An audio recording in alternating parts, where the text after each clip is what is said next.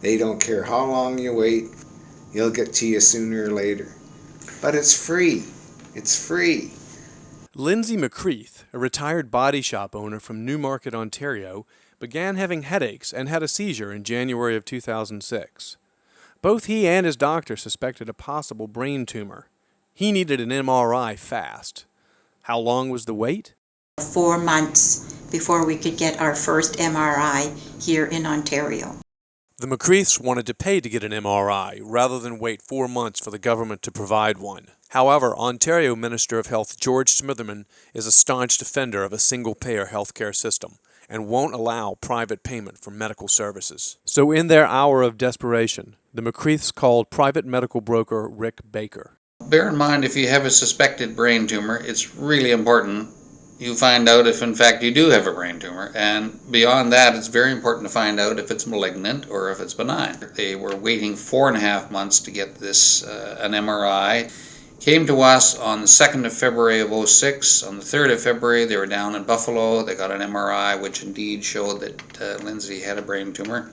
He had a mass in his brain that was the size of a golf ball. He came back to Canada with his MRI in his hand, went to see his family doctor. He was given a May the 27th date to see a neurosurgeon. Now this is back on the 3rd of February. I was angry at the waiting of 3 months. He didn't want to wait till May the 27th, knowing he had a tumor. So I got on the phone to Timely Medical, Mr. Rick Baker again. Once again, we went back to Buffalo.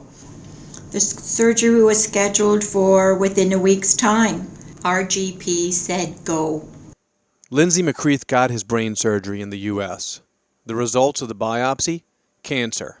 Luckily, a well-contained grade 2 astrocytoma tumor. If that had been a class 4 astrocytoma tumor, he would not have made it. He would not have lasted 8 months. He would have, in all likelihood, died. We compressed the whole process from the MRI to the consultation to the biopsy to the surgery in 4.5 weeks. Lindsay's doctor, family doctor of 35 years, Dr. McGee, estimated he might have waited as long as 8 months. My father passed away a few months before this happened, so we happened to have the money there. But if we hadn't, I would have put a mortgage on a home to go for the surgery across the border rather than wait 6-8 months, which is ridiculous when your life is threatened. You're desperate. You don't know where to turn. You need help and you can't find it anywhere.